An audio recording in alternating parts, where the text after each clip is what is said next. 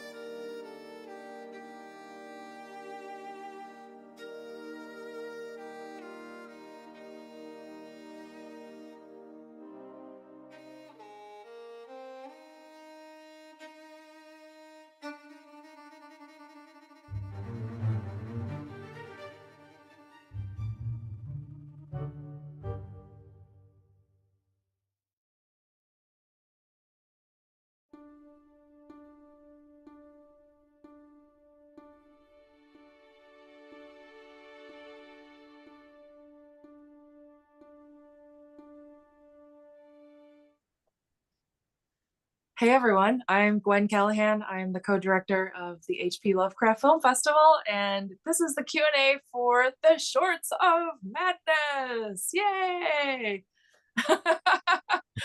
Welcome everyone. I'm joined by Ryan Coldry from the film You Have Reached Your Destination, Jeff Gorsica from Don't Bother the Neighbors, Tim Tremner from Last Sacrifice, and Tim O'Leary with The Third.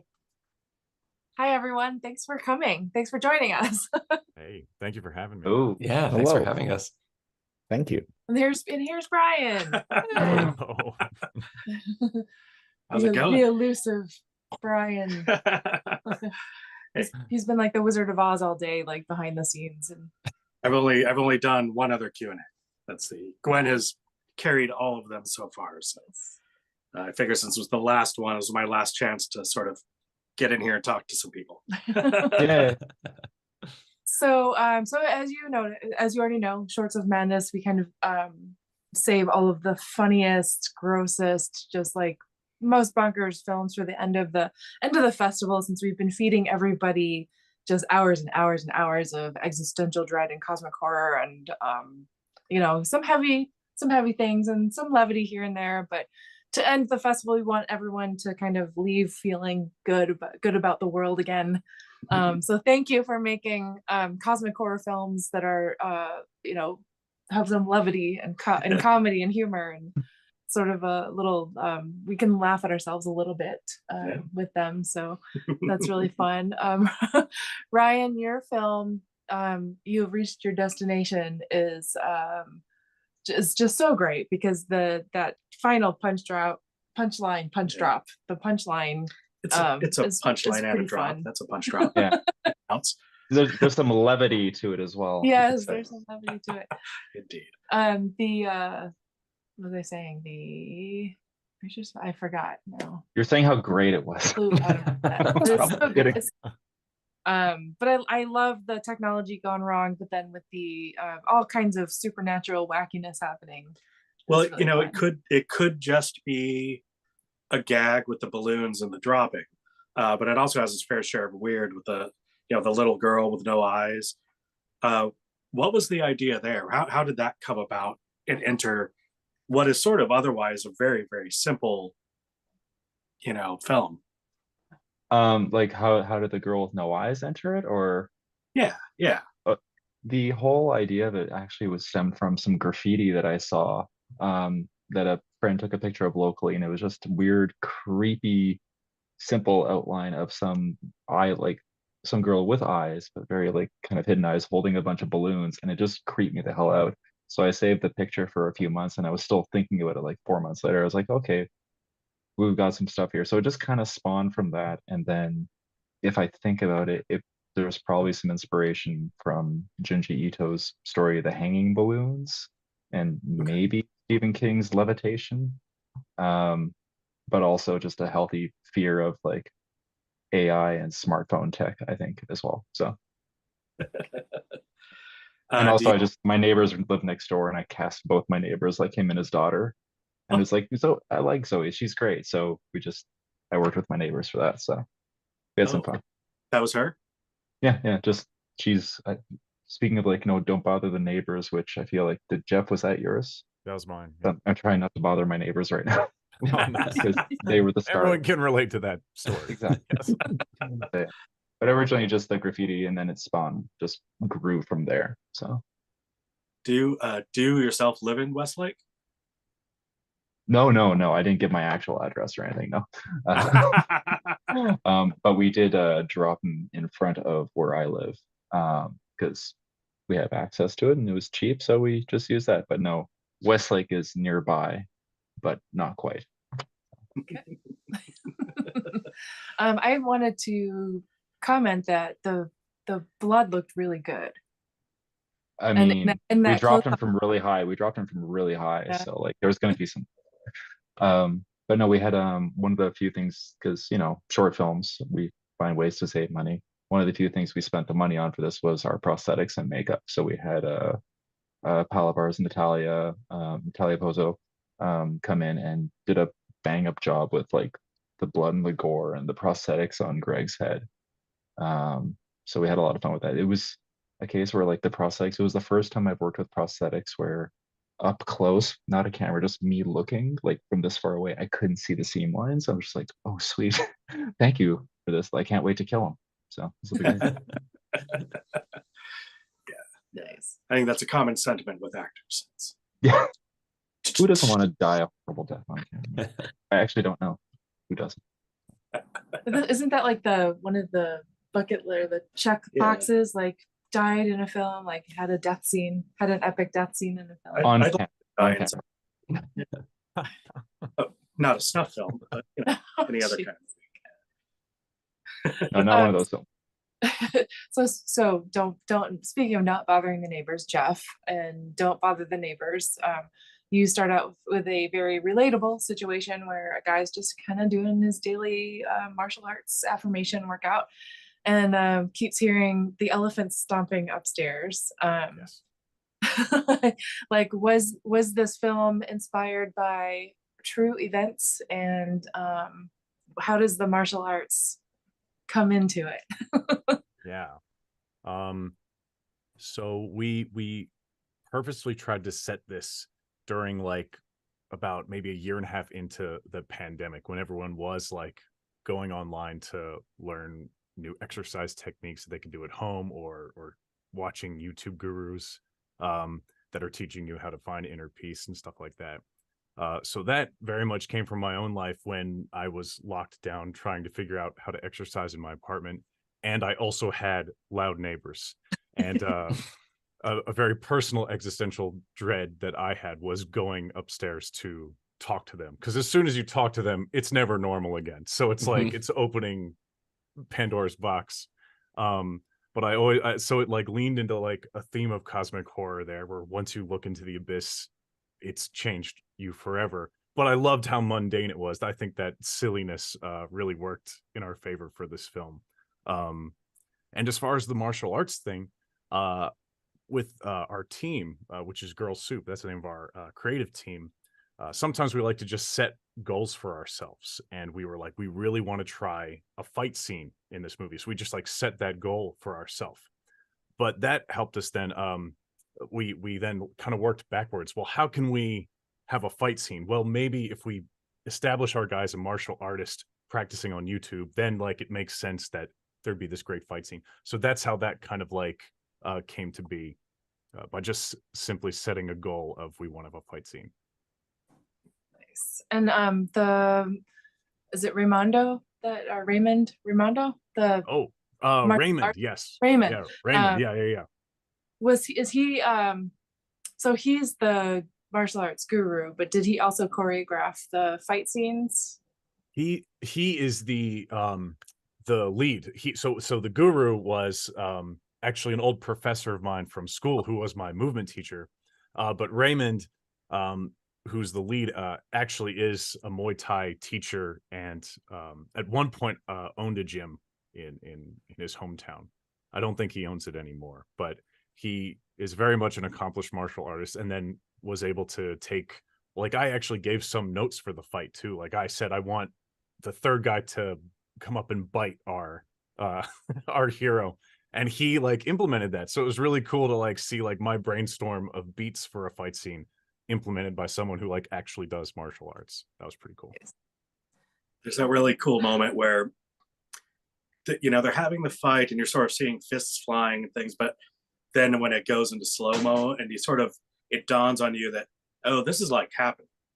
This is not, these guys are doing these moves. Like it's not an effect, It was really cool. I know we talked, Jeff made it to the show in Portland, so we sort of talked about some of this already, but it's really cool. It's a really cool moment when you like realize, oh, this like weird, funny movie has like a super awesome choreographed fight scene in it. Oh, No, the punches and stuff much. looked fantastic. Like I just watched it like 20 minutes ago. They looked really, I'm like, this ain't no low budget fight scene. It might have been, but it didn't look like it. So Dude, thank you so much.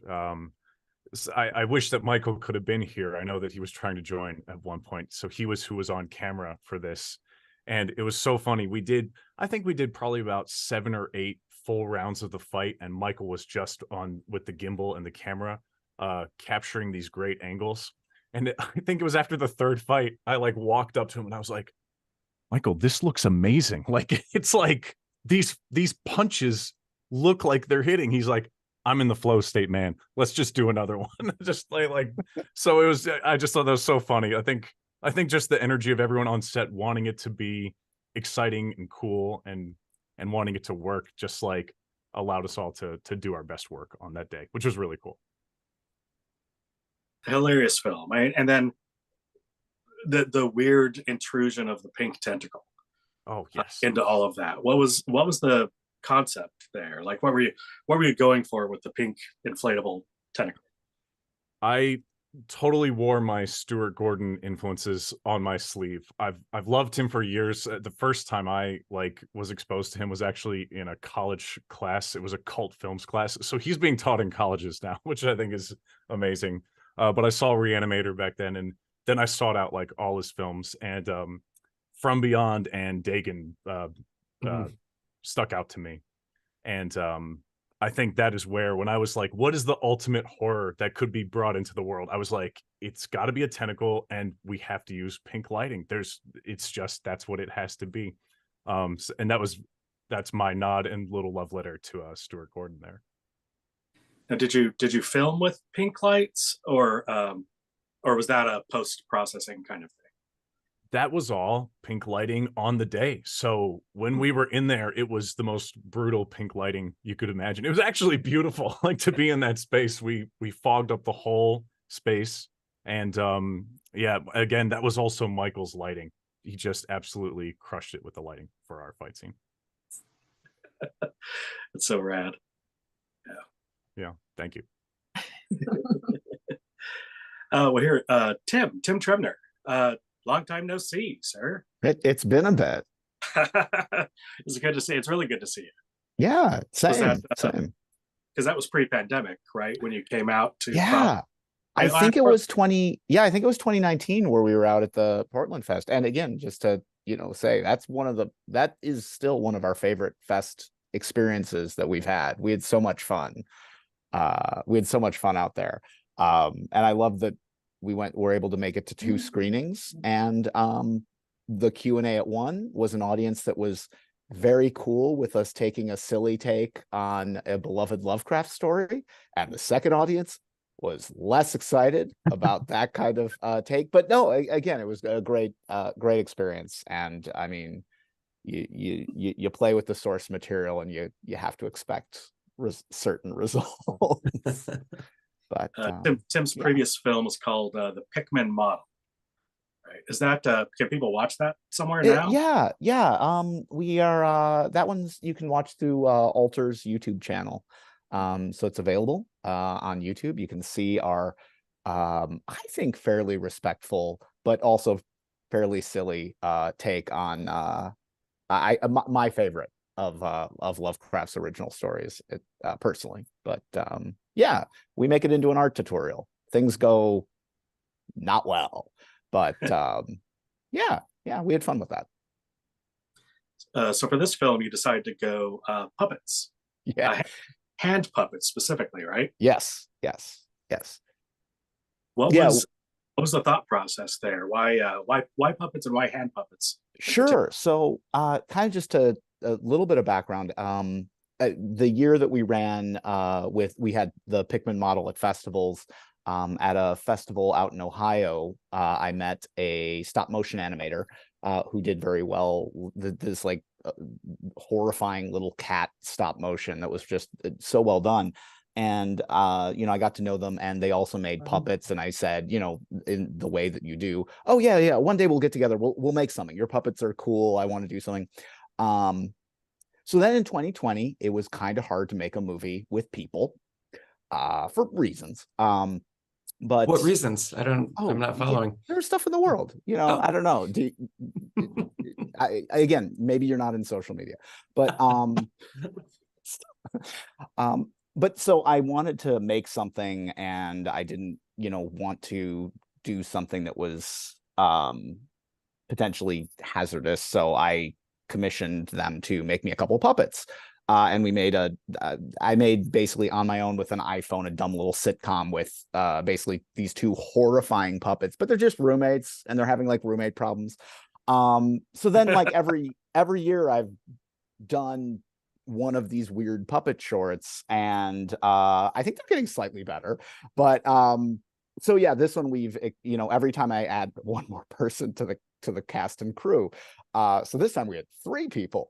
And it wasn't just me, because shooting puppets on your own is the worst thing you could possibly do, especially when you didn't I didn't even have like a monitor. I would like turn on the camera, go underneath, do the little puppet action, go back, rewatch the take, go, oh, that was bad, and then repeat. So I didn't do that again. That was a terrible idea. But yeah, I wanted to do something with them that had a little bit more action to it.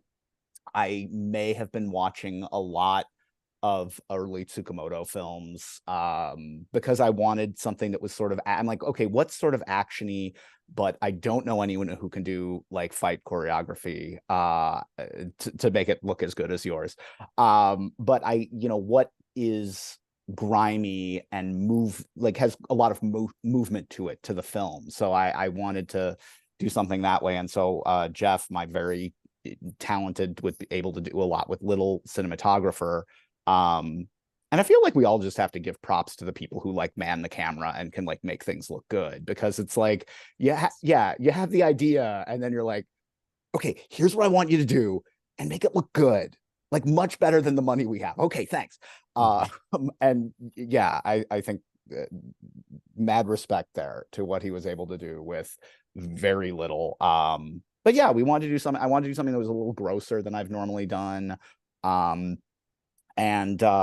Yeah, so yeah, I've been doing a lot with puppets lately. That kind of led to, okay, what can I do with these two assholes?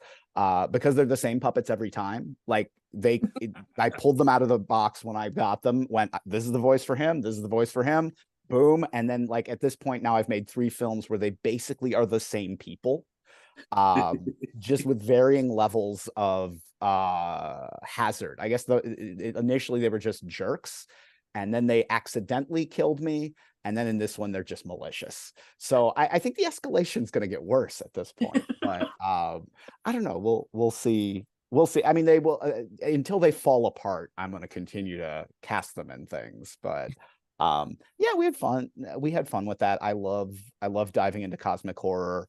And just like building out that world, and just the although in our particular case, the horror is really capitalism as opposed to any kind of monsters. But you know, I think that's relatable for any of us that use money in our day-to-day lives. It's a kind of cosmic horror, isn't it? You know, we don't really understand it. It's bigger than us. Yeah. Can't do anything about it. It's just there. We just have to accept it or go mad as a result. We're the ants to capitalism's elephant. Yeah. Nice. My question for you is, what kind of meat did you use? Oh yeah, so it was a variety of choices. Some wonderful cuts that we ruined. So the meat throughout the in various scenes of the film is either a very cheap steak or a not very cheap pork tenderloin. Both of which were just lathered in Hershey's chocolate syrup. And like in between every cutting shot, we're just like squeezing it in there because at the time we knew we were going to shoot in black and white, and I'm like, no, we're not going to waste the fake blood there. I'm not going to lie, for a movie we shot in black and white, we used a lot of like not inexpensive fake blood for reasons that I did not really think through. But no, the meat is deeply unpleasant. Like I had trouble editing that. Like I did not enjoy that. And ultimately we initially made it for the Bizarro Land film debacle. And I know one of the judges is vegan, and I just apologized to her. I'm like, I'm sorry that I made you watch that. And she's like, no, it's fine. It's fine. I mean, you're a monster, but it's fine. I'm like, yeah. But yeah, no, we didn't waste all of it. I did, you know what? I'm going to tell you this. Cooking a raw steak after it has been lathered in Hershey's syrup is not a flavor sensation that will catch on. Okay. I can really pretty much guarantee that one. Especially after it's been used for shooting a film. Yeah, it's been really manhandled and like sliced up, and just like there's so many shots of me just like massaging the meat, and like this is deeply unpleasant. I liked the concept of the goggles in order to that's how he communicated with them, or was able to see into the other dimension, I guess. Yeah. Sort of shades of They Live and a little bit of From Beyond. Yeah. In there. Yeah. Absolutely. No, we had a lot of fun with that. Although, well, when I say we, I mean less Jeff, who was then handed green screen footage and said, make the verdant realm. What's it supposed to look like? I don't know. You figure it out.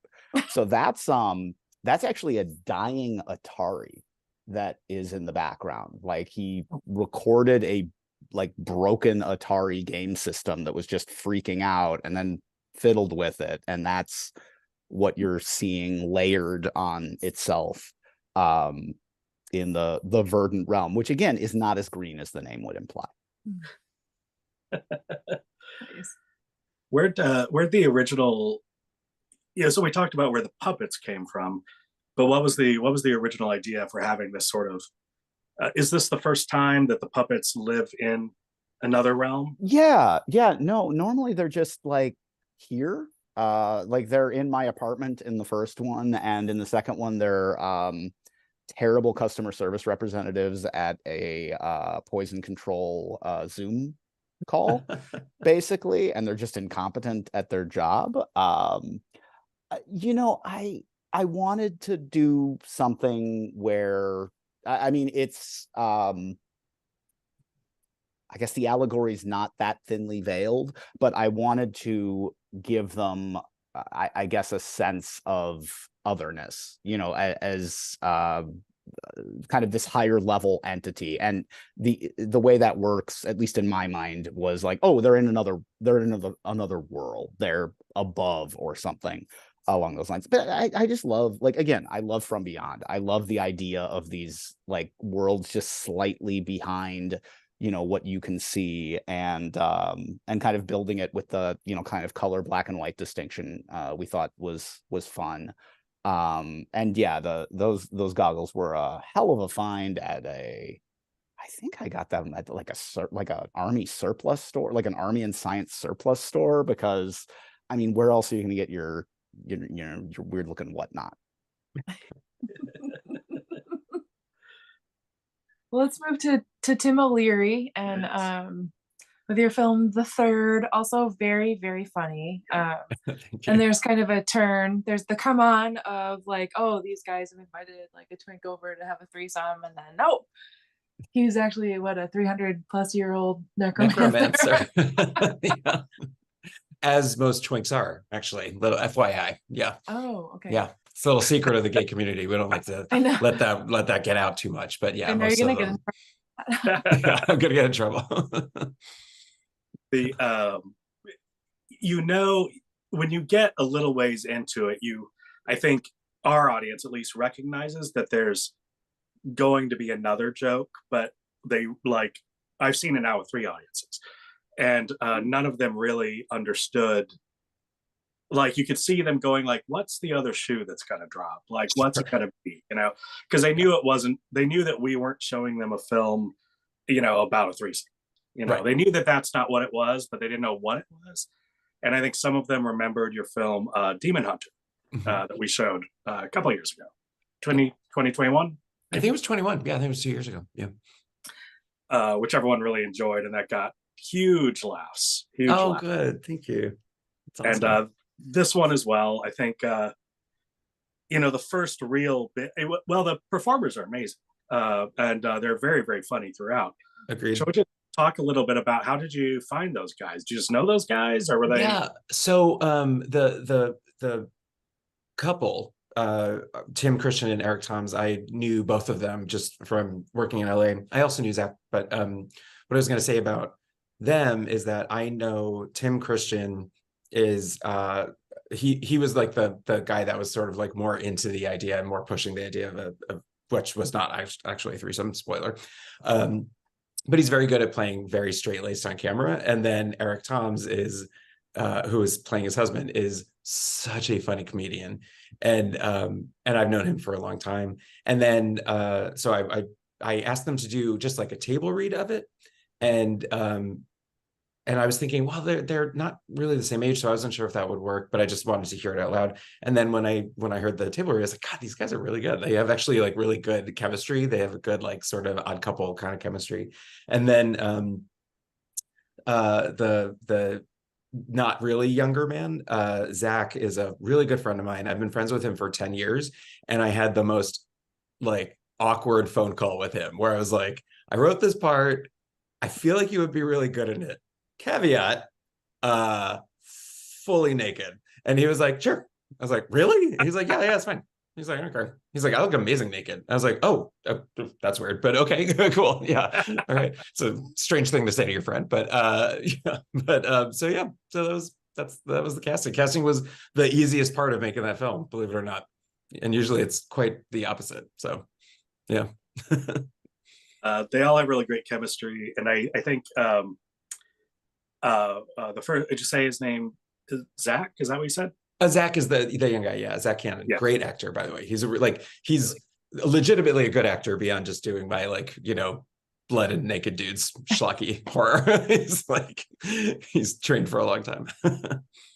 His is the first swinging penis you see, Mhm. and Sure, yeah, that really got our audience. Yeah, really got them. yeah. Yeah, like people were like standing up and like, oh my god, like turning around. It's pretty, yeah. That's awesome. Like, I shouldn't be seeing this. Oh my god. Yeah, I do find that is funny because I've seen much of my stuff has nudity in it, and the longer you hold the shot with someone's genitalia, like the more it's just interesting to watch the reaction of the crowd, because there's kind of like a there's a buzz kind of happening. Yeah. Right, kind of an initial shock followed by, but I'm only going to see that for a second. No, Right. oh, I'm still looking at it. Oh, he's still there. He's still there. Yeah. And he does look amazing naked. Yeah, yeah. It looks great. I will forward that along. You can tell him. Here's the thing. He's 10 years younger than I am. He's a really good looking dude. It's very annoying. And we went to one screening at mostly like a queer festival. And in the beginning, before anybody took any clothes off, it's just the door opened and the reveal of his face. And someone in the audience, some dude went like, damn, like that. And I'm like, well, now I'm going to hear about this until I'm 70 years old, when Zach's going to remember. It's like, hey, remember when that guy thought it was really hot? Yes. So, yeah, I'm like trying to think of I mean the comedic timing is just so good, and like all of your films, like if you don't have the comedic timing down, it kind of just wrecks the whole thing. But the dialogue in your film and like just the way the delivery is just like perfect, like they really are kind of selling this one, scenario A when it turns out to be scenario B. And it's just, I really appreciate when the reveal happens. It's just, and then they kind of just like, oh, it opens up where the performances get a little bigger, I think. And then for sure. Yeah, it was fun when I was writing, because obviously I knew the twist that would come at the end. So it's like, how long can I maintain it seeming like they're talking about a threesome when in fact they are talking about ritual murder? Right. And I was like, okay, how far can we play this? And also it's like you don't want to overstay your welcome. So it's like, okay, we don't want to be too long where it's annoying at this point. So yeah. But yeah, no, they did that. The actors were great. They were fantastic. They really were. I think when he asks for protection and he brings out the salt, you kind of go, okay, yeah, all right. I have an inkling of something that's coming. Right. Yeah. Oh, that was fun story. Talking about indie film, rewrapped after a long 12-hour day. We shot it in one day, and then the entire crew left. We shot at my friend Angel's house, and then I was vacuuming up salt for, I don't know, 2 hours after that. I was vacuuming up salt and hands and knees scrubbing the fake blood off of the wood, because after the floor. So because no matter how much we tried to put stuff down to catch it, it got it. And it's a beautiful hardwood floor. And I was like, I can't let him see that there's blood on it. So I was just Cinderella at the end of that film shoot. Thank goodness it wasn't real blood. I mean, it wasn't real blood. Right. No, it was fake. Yeah. Much easier to get out floors. Yes. Oh, but I will say, when we were getting the guys all bloody, poor Eric Toms, he got some of that in his eye, and it's like, it's non-toxic and you can get it in your eye and stuff, but it's the kind of stuff that if you get in your mouth, they give it like a pepperminty flavor. So whatever that extract was not pleasant to have in his eye, and I felt really bad, but he was a good sport about it. We're still friends, so fresh. Yeah, it's probably peppermint oil. It probably yeah I felt so bad. Oh my goodness. But it's like, you do horror movies, there's going to be blood. So yeah. There will be blood. There will be blood. I want to ask Jeff about sorry to just change abruptly. I want to ask you about the martial arts video and how the instructor is like, you're doing great. Where did that line come from? Was that written in? Was that ad-libbed? How did that come into being? Because we love it. Oh yeah, we love that line too. If I remember correctly, we were doing a take, and I think we were on our third take of getting that close-up shot of him, and it's kind of his, you know, villainous taunting moment. And I think we did 2 takes without dialogue. And then I think it was an improvised line from our actor. And it was just one of those great, you know, moments that when it happens, you go, that's in Final Cut without a doubt. So yeah, I'm very happy that our actors were so willing to like play and be goofballs, because it's what the movie needed too. And that line, I say it to, you know, my friends who see the movie now too. So when I heard that you guys liked it, I was like, yes, we're kindred spirits. You guys understand. We work around the house. We try to encourage each other, because sometimes we have long work days and it gets rough. We get tired, and we'll just be like, "You're doing great. You're doing Doing great." I think this is one of the reasons, you know, a lot of relationships, I mean, to be dour, a lot of relationships ended during the pandemic because couples found out they didn't actually like being together that much.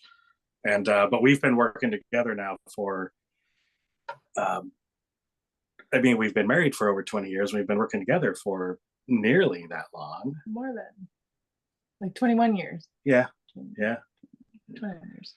And and all most of that work takes place at home. So when everything shut down, we were like, okay, this sucks, but you know, it wasn't that much different on a day-to-day basis from how we normally did things, you know. Yeah, it was normal. It was normal. You know, the world wasn't normal, but we were kind of. It was a little weird. It was a little weird, but it wasn't the stress test that it was for many, many other people. Yeah. How many of you made films during the pandemic? We know Tim did. Had Tim and Tim. Everyone made films. I made 7. Oh, nice. Damn, I made 1. Good for you. Wow. 6 of them we did at home, just myself, my partner, or myself and one more person. I'm not here, but I was 6 times, along with my cats who just walked by. And then one that was like actually had a budget and that had actually had a crew and all sorts of protocols in place. But otherwise, yeah, in a year and a half, we did like 6 at home, and that was fun. It was a lot of fun actually. But like, yeah, recommend it. I recommend it. Yeah, I made one. It was called Highless. I had a bubble, and we went up to Palm Desert. Our friend had her parents owned a condo in this like big resort. So we went there. There was nobody around. And so I was like, guys, we're in an abandoned resort. Let's make a horror film. I'll just shoot it on my iPhone and we'll just do this. And yeah, we did. And it was like exactly what, you know, when I'm sure everyone here on this call can appreciate, like you just have that desire to make a film and you need to make something, do something creative. And yeah, that really got me through, I think, about 6 months of the pandemic for sure. Yeah. I'll jump in and say the same team that did Don't Bother the Neighbors did a short film during the pandemic. So that was like our first time that we had finally all gotten together, and it came from that impetus that you just said, where it's like we need to do something, and we kind of just said, why not? Everything is shut down, but we think we can do this safely. And we shot a film on a roof, and I actually act in that one, and I play an alien that's telling my girlfriend that I'm an alien, and we can either break up or you can be abducted with me, and we're gonna I'm going back to my home planet. Kind of a parallel of in a relationship when you're like, nothing's going wrong, but like, do we move in together or do we just break up? Like that's kind of what we were going for with that short. So yeah, we're gonna release that on YouTube very soon. We need to do that, but that was our pandemic project. Awesome. Yeah, we like in 2020 when it became pretty clear that we weren't going to be shut down for 2 weeks, 3 weeks, is that what they said originally? That we weren't going to be having any in-person festivals. And we decided to do we also host Portland Horror Film Festival. And so that was the first one we started streaming. And we're not filmmakers, not really. But we knew that we wanted to host it.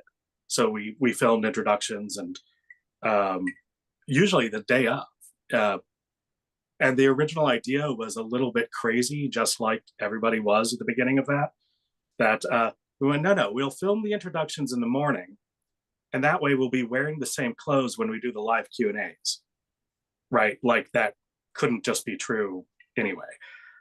So yeah, we filmed all the intros the day that they got put in the streams, and they were hopelessly elaborate, like horror themed gags, right? Like we did one Blair Witch gag, like Heather in the tent, you know, I forgot crying, about that. but it was me, you know, and You apologize to my parents and I apologize to her parents. everybody Yeah, else. yeah. And you know, we did a series of those, and of course our final gag, or was that for the Lovecraft Film Festival, where we you know, I filmed it in 4K so I could film it, you know, wide, but we could punch into us.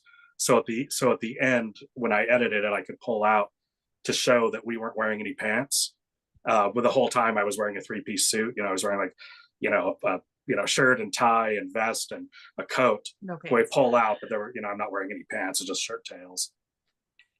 And she was wearing like, you know, sweat shorts or something like that, you know, with like a nice blouse. And That was Portland Horror. was that Portland Horror? Yeah. Yeah. So like every day when we did the intros, we had some kind of horribly elaborate, stupid gag that we did because, We had you know, nothing else to do. we had I to mean, we had to stay sane somehow, you know. Mhm. Yeah. we just let some of our madness out into the world. Cool. Well, this is about the time where I ask people, is there anything about your film that you'd like to share, like a fun behind the scenes story or something that we haven't talked about already that you think is might be of interest to our audience? Well, I will say, Jeff, I'm jealous hearing about the fight scene because I usually have fight scenes in my stuff. I'm actually a fight coordinator, and not in the third, but in Demon Hunter, we had a fight scene where an actor almost died. There was a tackle, and nobody really did anything wrong except for the fact that we were shooting in a tighter space than we originally expected to, and there was a tackle where a monster tackles one of the demon hunters, falls backwards, lands on a crash pad, but because of the tight nature of the space, there was like a corner of a desk, like a wooden desk that was like a super sharp corner, and the back of his head missed it by that much. And it was just one of those things where like everyone in the crew saw it. None of the performers realized it because they were in the fight, but everyone in the crew saw it. We're like, okay, he's alive. Okay, he missed it. And I think that was like the 5th take of the fight, because we did do the fight all the way through 5 times. And I was like, okay, we got it. Okay, we got it. Let's move on. So yeah, it's always interesting to film a fight scene. You never know what's going to happen. I'm so thankful we had nothing that close. I will tell you, I was like, what Cthulhu was smiling on you that day. I was gonna say, yeah. I think so. I was like, what if I kill my actor? Like what? Like no one will let me make a movie again. And that would be the worst thing. Death, yeah, that's bad. But also I would never be able to make a movie again. And that's the real tragedy of That's it. a real tragedy. Yeah. So I mean, actors come and go. exactly. Listen, I live in Los Angeles. There's so many of them. They are everywhere. So it's like, you know, we can always find another one. But I don't know. I don't have a button for that joke, but yeah. That brings up an interesting point. Do each of you identify yourselves as Lovecraft fans? Yeah, I mean, I would say yes. I definitely grew up reading him. Then I learned a little bit about his personal opinions about other people who are not like him, and then that made it harder to call yourself a Lovecraft fan. But I mean, listen, I still this is going to spoil if anybody didn't see Underwater, don't just put your you know, but like I'm not gonna lie, I lost my mind when Cthulhu showed up at the end of that movie. That was so cool. That was such an awesome moment. So, and I realized I was like, oh yeah, I'm trying so hard not to swear. I was just like, yes, that is you know. So yeah, I would say yes, conditionally. Okay. It turns out that Cthulhu is super anti-racist. Yeah. I heard he's very woke. Cthulhu, very woke. Yeah. Yeah. I usually just say I'm a fan of eldritch horror. There you go. See, that's smart. I like that. That's safer. I enjoy a number of the works, and then there are ones that I enjoy. less upon rereading. And yeah, it's hard to, and it's hard to hang your hat on, like running around being like, yeah, this guy, I'm with him. It's like, Yeah. Yeah. yeah, but yeah, I mean, a number of the works I've found, inspiring in terms of the things that we make. Yeah. I mentioned Stuart Gordon before, in the same way that like Peter Jackson kind of influenced my love of Tolkien. I like went back and checked out the books again, and I was like, oh, like if not for Peter Jackson's vision, I wouldn't have checked out the original literature. It was Stuart Gordon's humor and just creativity that made me then go back and check out like the short story From Beyond, which is a great little like 10-minute read. It's just awesome. So I have not delved into all his works or anything, but I have to say that through like these other filmmakers that have taken the source material and then added their own flair to it, I then have found a lot of love for the source material too, which is really cool. And Dagon, man, that movie is awesome. That movie's crazy. Nobody talks about that movie. It's so good. Great. I know. Yeah, it's strange. It never really rose to the prominence of like Reanimator or From Beyond, and it really is it's such a good flick. It's just as funny, just as brutal and violent too. Special effects are great. Special effects are great. They're so good. Yeah. I think everyone was disappointed that Ezra Godin wasn't Jeffrey Combs. Yeah, when it came out, I think there was some. Everyone's like, oh, it should have been Jeffrey Combs. Well, let's get in a time machine and like go back 10 years when Jeffrey Combs was that age still. Right. I mean, I see it, but like I thought Ezra Godin was very good and kind of brought that same sort of nervous, charming charisma to the role. But yeah, like Macarena Gomez is a star in Spain, like bona fide like star in Spain. So it's interesting. Yeah, it's weird that it doesn't get the accolades that like Reanimator and From Beyond get. And I don't know. Tentacles look so good too. They did when there was that reveal with the sheet pulled off and stuff. Someone who tried to put a tentacle, and did put a tentacle in my film. I was like, these tentacles, which is gorgeous. Your tentacles look good though. I will say your tentacles look very cool. Thank you so much. Yeah, I was really impressed with that production. Oh, that means so much. Yeah. Thank you. Yeah, I kept all of the cosmic horror just referred to in my script because I was like, I'm paying for this myself, so I have no money. Yeah. Well, it turns out that while Lovecraft was very sheltered, and of course he had, and very insular, lived a very insular culture, and has very unsavory beliefs about a lot of peoples of the world. Without him, there's not the reactions to him, in art and music, and there's not a chance for people to kind of rebuff that and revise it, like.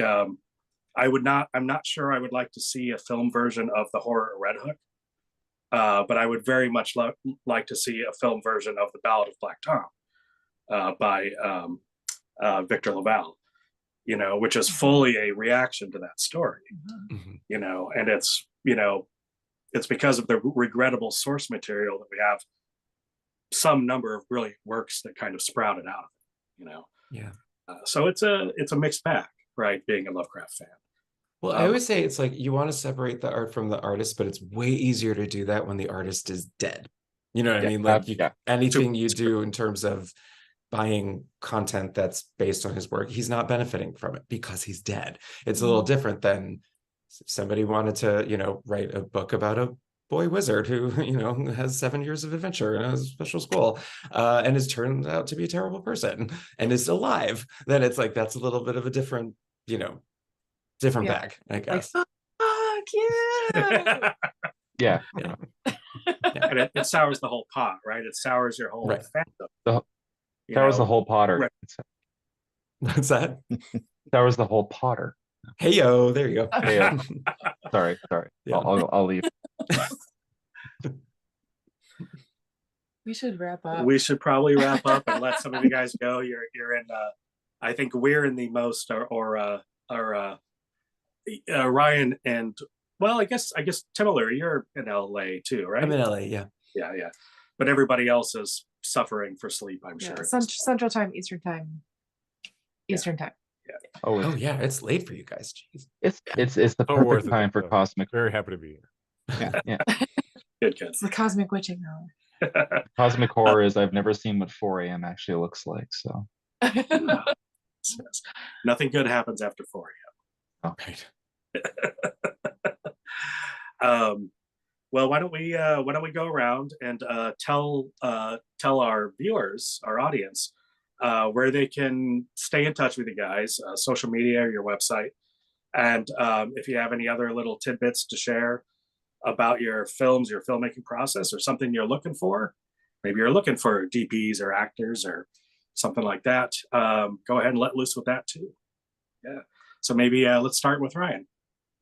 you can find me with my name. No one has my name, so it's easy to find if you can spell it.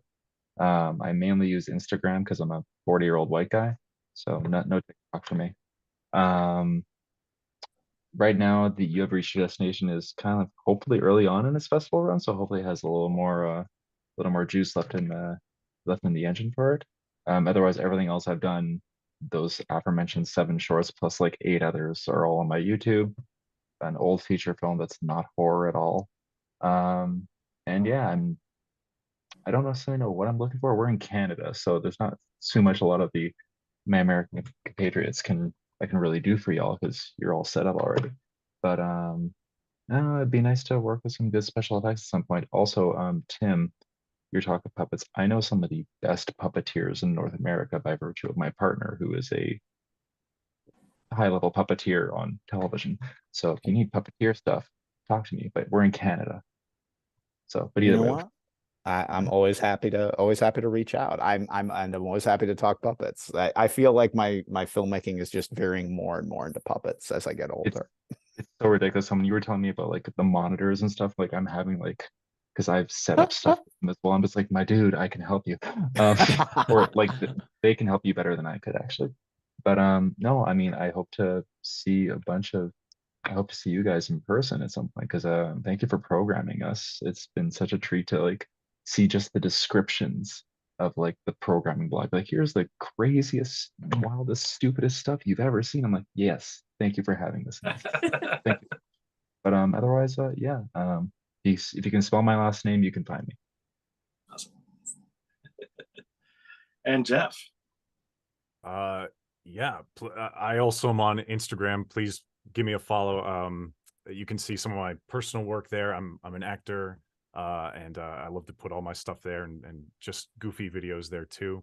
But the creative team behind Don't Bother the Neighbors, we're called Girl Soup, and you can find us at Girl Soup Co for collective. And there's some behind the scenes stuff for Don't Bother the Neighbors, and we also update with recent festivals that we're getting into. So definitely go there for Don't Bother the Neighbors content. But the same team also shot our first feature this summer, and that is a movie called, oh, thank you, a movie called Out in the Light. It's about witches. It's awesome. And we are in the process of editing that right now, and we do put content on a Girl Soup Co related to Out in the Light too. So if you're interested in a kind of a folk horror movie that has to do with witches from the makers of Don't Bother the Neighbors, definitely check out our Instagram there. And as far as anything we're looking for, we are, fingers crossed, going to get a grant for this film, and it's instantly going to hire a composer. So that's the thing that we're kind of like keeping an eye out for. So I'll just throw that to the ether. And I also want to echo what Ryan said. Just thank you, guys, for putting me in the Don't Bother the Neighbors team and the madness slot. It was just an honor, and it was so awesome. So we're going to be making another short for you guys very soon. Awesome. Yeah.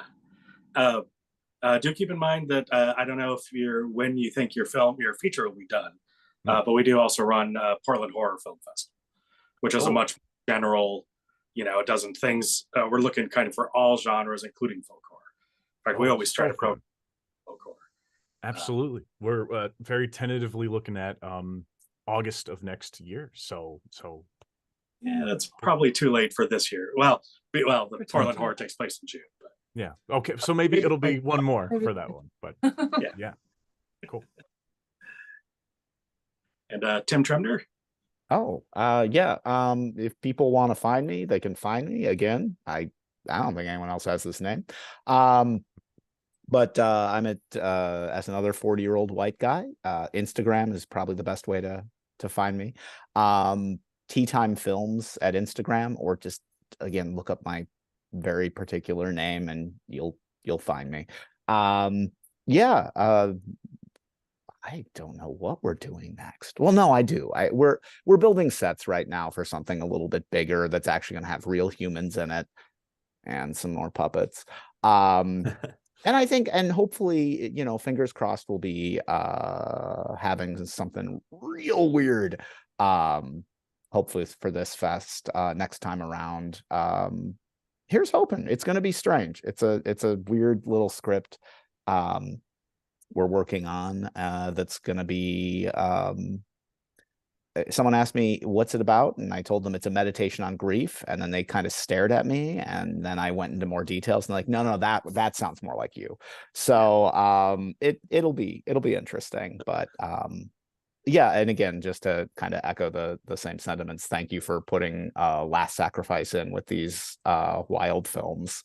It's always fun to, I don't know, it's always fun to be in like the fun group of movies where everyone just kind of gets to have a good time, and Yes. you know, as opposed to being like that one like button of levity in the middle of like something that's just like soul crushing, soul crushing, soul crushing. I threw the pie, soul crushing, soul crushing.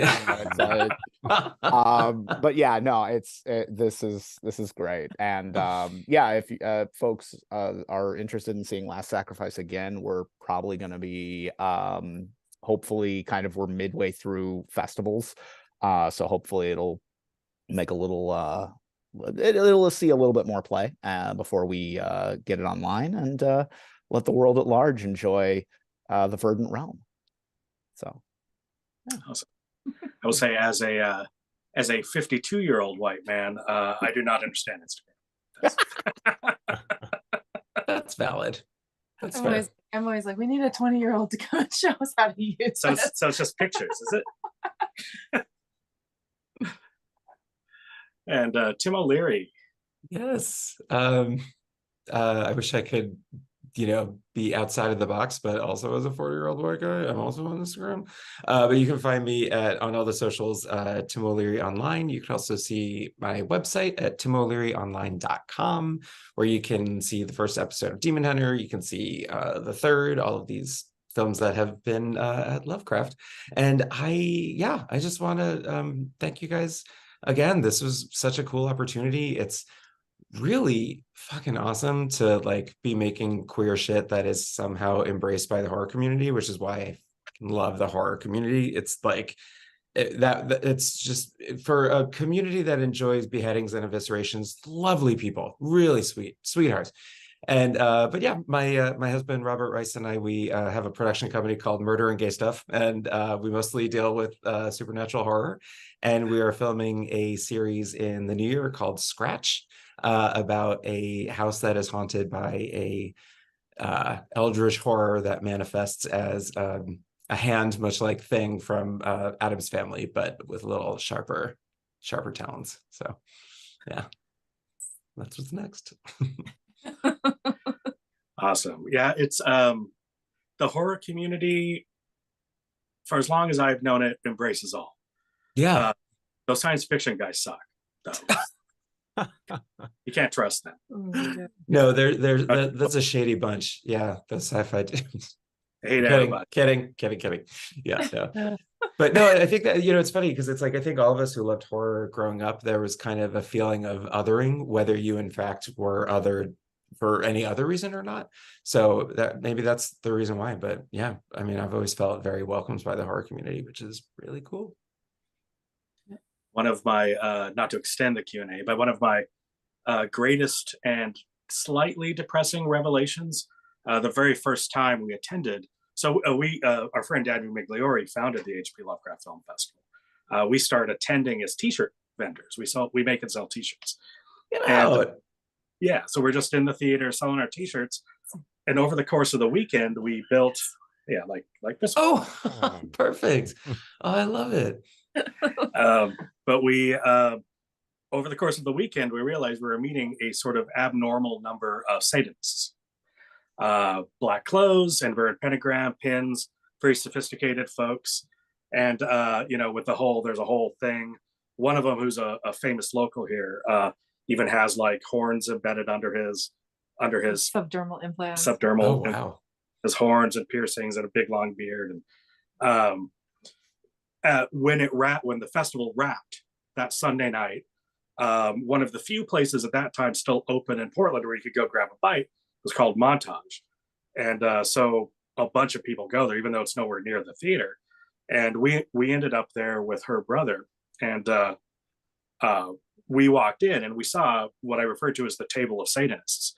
And kind of reflexively, without thinking, oh, these guys are, whatever, evil or something, I don't know, during the whole weekend, they had seemed a little bit like, I don't know you, and we walked in and I saw them all sitting there. There were like 4 of them together.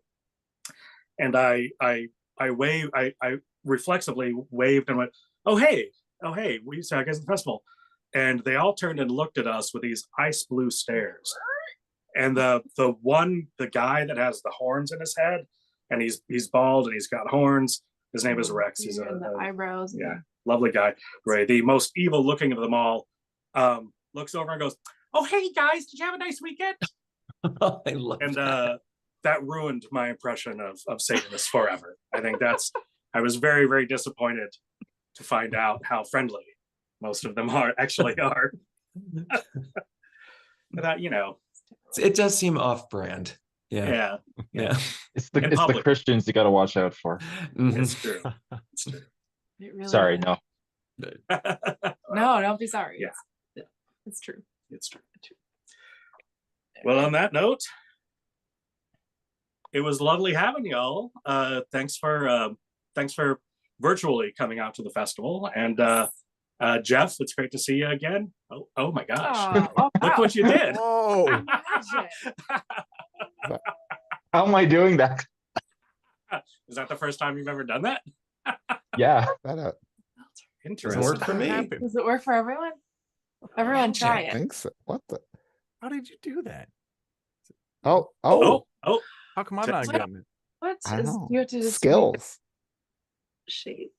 Oh my gosh. I have the Like- newest version of Zoom and mine doesn't do that. Oh, There's Wait, gotta what be- else can you summon? Can you summon like frogs or Oh. something? Oh my god. Nothing. I know. Tim O'Leary, you need to make one that like puts penises at. Oh, there's my the heart above Jeff Flying. there. Yeah. Okay. I'm not even gonna do whatever hand gesture would evoke that. What's the ASL for Yeah. penis? I don't know. Yeah. I don't know. Oh well, and Tim O'Leary, before we go, of course, you have the honor and distinction of being the only film that we thought maybe we should put a content warning at the end of the block, just so that people, When I get a content warning, that's like a hug from baby Jesus. I love that so much. It is just, I love it. I saw it in the beginning and I showed Rob, my husband, and I was like, look, we get a warning. we're like, that doesn't ruin anything, does it? Does that ruin the surprise? No, not at all. Not at all. It just Something to whets look their forward to. appetite. Yeah. So weirdly, we have a lot of people. So the festivals, this is the 28th year of the festival. And there's a lot of people who've been going to it for, 10, 15, 20, 28 years. And now they have children and sometimes they watch this with their kids who, may or may not be old enough to process everything. So when we do, very infrequently we have the content warning slides, but it's kind of with those people in mind that like, hey, if you're watching this with your kid, maybe watch it first. Sure that your kid be able to like understand it, handle it. That makes sense to me. For me, we were debating it and it's like, I really just like on principle hate like we're all adults here. Content warnings about nudity because like it's totally fine to show a slow motion head blowing up and that's okay, but like someone's body uncovered is just like, oh no, don't show me that. Right. But it's also, I think it's smart to put a little, to put a little warning, just to let people know. Just a little bit. Yeah. Yeah. Okay. All right, guys, it's been lovely. Thanks so much for coming out on this Sunday night. It's all over for us. You're the last group. And we're so happy that you could be here with us. It was rad. We're so happy that we've been showing your films to our audiences. It's the first time we've done 3 festivals, and we're showing slightly different films at each one, but it's the end of a very long year for us. Sure. Thank you Well, for thank your- you so much. Thank you Yeah. for including us. This was so cool. Thank you. So cool. Real treat. Thank you for being a part of it. It's awesome. Thank you. Yeah. All right. Well, I'm going to slip out so I can undo the thing, so I can cast the appropriate spells to close the portal. Closing the portal now. Bye, guys. And if you're watching this and this is the first thing you've watched, all the other content will stay available until December 5th. I keep saying December 5th at midnight, but it's really December 5th at 11:59 p.m.